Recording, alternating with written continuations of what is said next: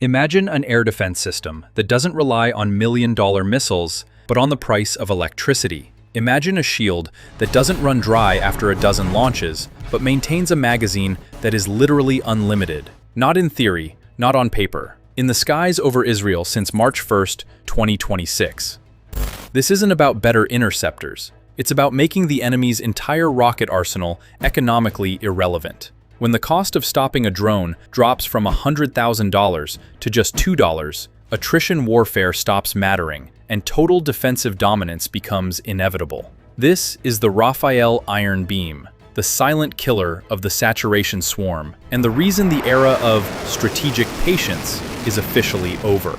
The Iron Beam is a 100 kilowatt class, high-energy laser weapon system, and while it fits on the back of a truck, it represents a complete reimagining of the battlefield. We aren't talking about incremental improvements over the Iron Dome. We are talking about a system that engages targets at 186,000 miles per second. That's speed of light interception that eliminates lead time calculations and trajectory guessing. What makes this a nightmare for regional adversaries is that it combines the pinpoint accuracy of advanced optics with a marginal cost per shot of approximately $2. That's not a typo. Compared to an Iron Dome interceptor that costs between $20,000 and $100,000 per launch, the Iron Beam is 50,000 times more efficient. This is the Rafael and Elbit Systems Light Shield. And that $2 price tag isn't a compromise. It is the entire point. Because in modern multi-front combat, the cost-exchange ratio determines who wins the long war. When Iranian Shahed 136 drones cost $20,000 and your interceptor costs $80,000, you're losing even when you're winning.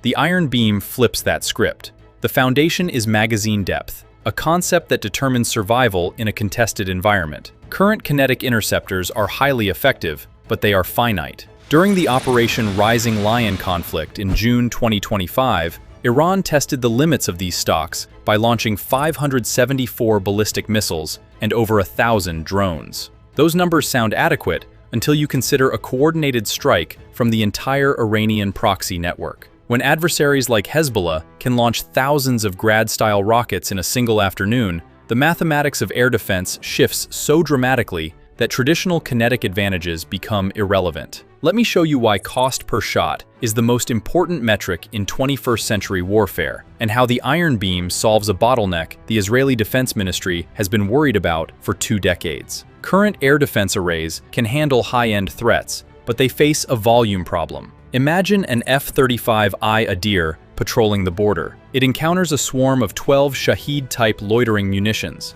It can employ its internal missiles, achieving kills on maybe 4 or 6 targets. The remaining threats are still advancing, and the fighter is out of internal weapons. It must retreat or switch to external hardpoints, compromising the very stealth that keeps it alive. The Iron Beam and its supporting architecture solve this by providing a cost-effective shield that clears the low-end clutter without any major modifications to the overall defense posture. It allows the high-end, expensive interceptors to stay in their tubes for the threats that actually require them. At its core, the Iron Beam 450 features a 450mm aperture optimized for strategic defense and extended range. But the capability doesn't stop at a static site. On maneuvering ground forces, you can deploy the Iron Beam M, a 50 kilowatt mobile variant mounted on a truck chassis. Think about what that means tactically. A maneuvering battalion currently relies on short-range missiles. With the Iron Beam M, it carries a 10-kilometer dome of protection that only requires a generator to keep firing. With the light beam variant, even light armored vehicles can now neutralize incoming mortars and UAVs. This configuration cascade means one thing. The 100 kilowatt class solid-state laser isn't just a weapon, it's a persistent layer. It's a floating magazine that can engage an entire enemy squadron without ever needing a resupply truck. Adversaries can no longer predict Israeli loadouts based on visible missile tubes.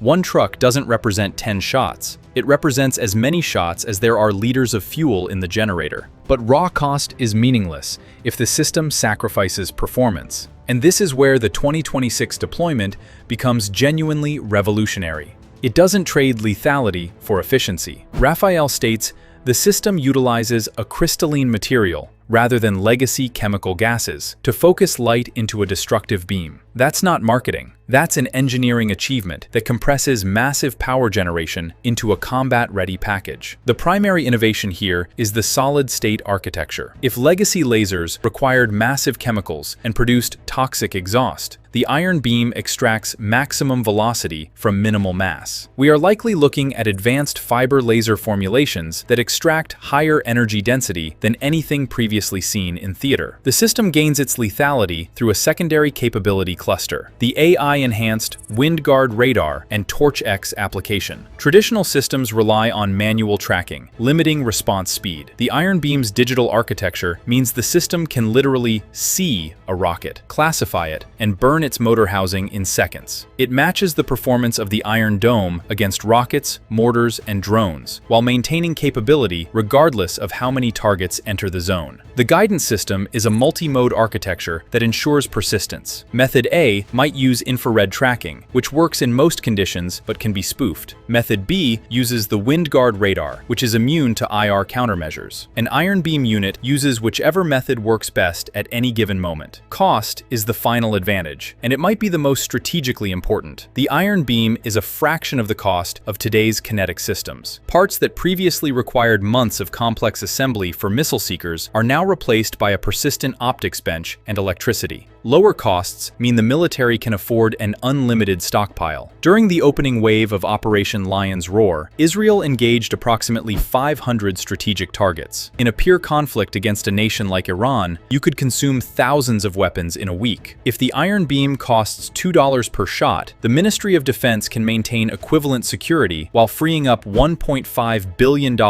for other programs, like the Merkava Barak tank or the Arrow 4. But here's the strategic implication adversaries are scrambling to counter. The Iron Beam doesn't just shoot down rockets, it fundamentally changes the economics of the Levant. Currently, neutralizing an Israeli position requires a saturation attack to deplete its interceptors. With the new laser layer, the attrition calculus collapses. Iran cannot afford to launch $1 million worth of drones if they are being swiped out of the sky for $20 of electricity. The timeline is moving fast. The system was unveiled at DSEI 2025 and was operational by early 2026. This is strategic. By focusing on blue and white domestic production, Israel has ensured it can defend itself by its own efforts, bypassing the need for constant emergency airlifts of kinetic interceptors from the United States. The crew of at least one air defense battery was forced to watch helplessly during the 2025 conflict as their interceptor stocks ran dry during a saturation raid. That incident underscored the magazine depth problem. Modern platforms face threats in quantities their loadouts weren't designed to handle. The Iron Beam addresses this directly. The IDF is now integrating these units alongside the Arrow 3 and Arrow 4, creating a multi-layered wall. The Arrow 4 handles the hypersonic threats like the Iranian Fatah 2